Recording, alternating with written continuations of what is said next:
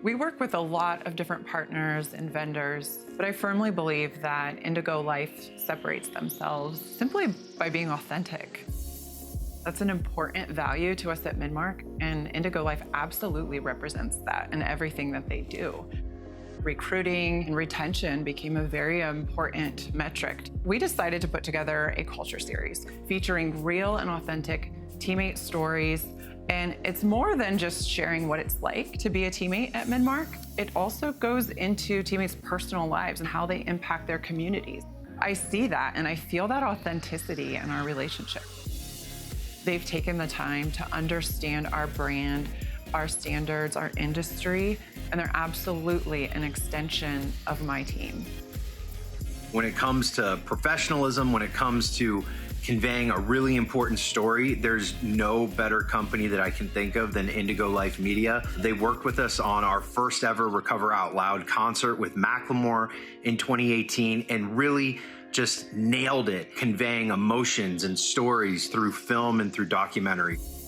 They're not just great storytellers, they've become really good friends and advocates to this space, and we are incredibly grateful for doing it right. Rivers MetroParks is 60 years old. We wanted to invest in our own docuseries. We saw this relationship with Indigo Life as just an excellent opportunity because of the work they had already done here in Dayton. We knew we had a great story to tell that really went back to before the very beginning.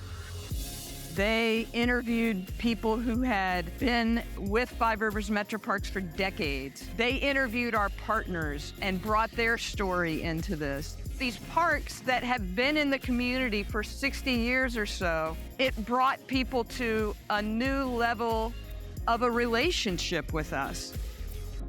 I've been working in a video space for about 10 years now, producing content as an influencer on Instagram and the socials. And what I thought I was doing was a great job before meeting Indigo.